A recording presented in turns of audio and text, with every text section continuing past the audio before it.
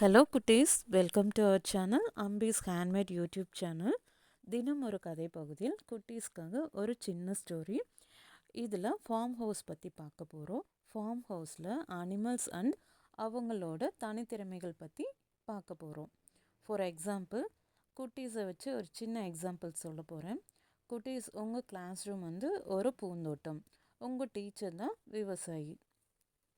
விவசாயிக்கு தெரியும் எந்த செடி எப்படி பூ பூக்கும்னு. விவசாயி செடிக்கு தண்ணி தான் ஊற்றுவாங்க. செடிகளாக இருக்கிற நீங்கள் தான் மண்ணில் இருக்கிற சத்துக்களை உள்வாங்கி உங்கள் திறமையை வெளிக்கொண்டு வரணும். யாரையும் உருவ கேலி பண்ணக்கூடாது. அவங்க செய்யும் செயலையும் கேலி பண்ணக்கூடாது. ஓகேவா குட்டீஸ்? இப்போ கதைக்கு போகலாம். அங்கம்மாவும் மங்கம்மாவும்.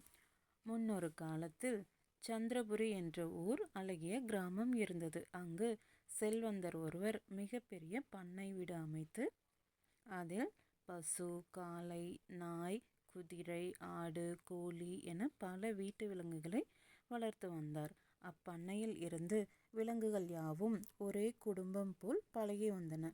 இந்நிலையில் அச்செல்வந்தர் பொதி சுமக்க 20 கழுதைகளை பக்கத்து ஊரிலிருந்து வாங்கி வந்தார். இதுவரை கழுதைகளையே பார்த்திராத அவ்விலங்குகள் அவற்றிடம் பேச விரும்பவில்லை. கழுதைகள் தாமாக முன்வந்து, எங்களையும் உங்களில் ஒருவராக ஏற்றுக்கொள்ளுங்கள், எங்களுடன் பேசுங்கள் என்று கூறின. ஆனால் பிற விலங்குகள் அவற்றை அலட்சியப்படுத்தின. நான் மனிதர்களுக்கு பால் கொடுக்கிறேன், நான் உயர்ந்தவன் என்றது பசு. கழுதைகளை அருகிலேயே வரவிடாமல் நாய்கள் குரைத்தன. நீங்கள் எங்களைப் போல இருந்தாலும் எங்களை விட உயரம் கம்மி, உங்கள் பின்னங்கால்கள் வளைந்திருப்பதால் எங்களைப் போல் வேகமாக ஓட முடியாது என்று குதிரைகள் பேச மறுத்தன. பிற விலங்குகள் அவற்றின் தோற்றத்தை கண்டு கேலி செய்ய ஆரம்பித்தன. அக்கழுதை கூட்டத்தில் அங்கம்மா மங்கம்மா என 2 பெண் கழுதைகள் இருந்தன. நாம் பிற வீட்டு விலங்குகளுடன் ஒட்டி உறவாட முடியவில்லை. காட்டிற்கு தப்பிச் சென்றாலும் அங்கு வாழும் விலங்குகள் நம்மை ஏற்றுக்கொள்ள மாட்டார்கள். இந்த பிரச்சனைக்கு என்னதான் வழி என்று அங்கம்மாவும் மங்கம்மாவும் தங்களுக்குள் கவலைப்பட்டு கொண்டன. கழுதைகள் சந்தோஷமாக இருந்தாலோ துன்பப்படும் சமயத்திலோ பாடத் தொடங்கிவிடும். மங்கம்மா, நாம் பாடுவோமா என்று கேட்டது. ஆனால் அதற்குள் அந்த வீட்டு வேலைக்காரன் பொதி சுமக்க அவற்றை ஓட்டிச் சென்று விட்டான். பாட முடியவில்லையே என்று கவலையில் அவை சோர்ந்து இருந்தன. இதை கண்ட குதிரை குட்டி ஒன்று, ஏன் கவலையோடு இருக்கிறீர்கள் என்று கேட்டது. நாங்கள் அனைவரும் நன்றாக பாடுவோம், எங்களுக்கு பாடும் சந்தர்ப்பம் வாய்க்கவில்லை என்று கூறின. இதை கேட்ட குதிரை குட்டி, அக்கா, கவலைப்படாதீர்கள், உங்களுக்கு கூடிய விரைவிலேயே பாடும் வாய்ப்பு கிடைக்கும் என்று கூறியது. இதை கேட்ட அந்த கழுதைகள், தம்பி, உனக்கு மிக்க நன்றி. மற்ற விலங்குகள் எதுவும் பேசாத நிலையில் நீ மட்டுமாவது எங்களை மதித்து பேசுவது எங்களுக்கு மிக்க மகிழ்ச்சியை அளிக்கிறது என்று கூறின. குதிரை குட்டியை பிற விலங்குகள் ஏன் அவற்றிடம் பேசினாய் என கண்டித்தன. இப்படி இருக்கையில் செல்வந்தர்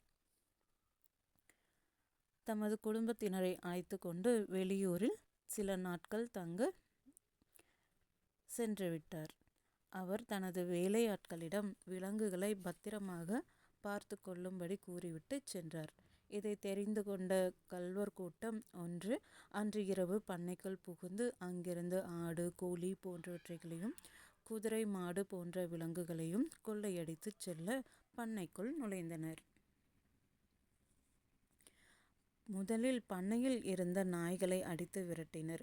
வேலையாட்களை தாக்கியதில் அவர்கள் மயக்கமடைந்து விழுந்தனர். பிறகு விலங்குகளை கவர்ந்து கொண்டு சென்றனர். ஆனால் அங்கிருந்த குதிரை குட்டி மட்டும் எப்படியோ தப்பிவிட்டது. அதுவரை ஆற்றங்கரையில் மேய்ந்து கொண்டிருந்த கழுதைகள் பண்ணைக்கு திரும்பி வந்தன. பண்ணையில் விலங்குகள் எதுவும் இல்லை. வேலையாட்கள் மயக்கமடைந்து இருப்பதையும் அலங்கோலமான சூழ்நிலையையும் கண்டன. குதிரை குட்டி அழுது கொண்டிருந்தது. ஒரு ஓரத்தில் அதனிடம் சென்று நடந்தவை யாவற்றையும் அறிந்து கொண்டன கழுதைகள்.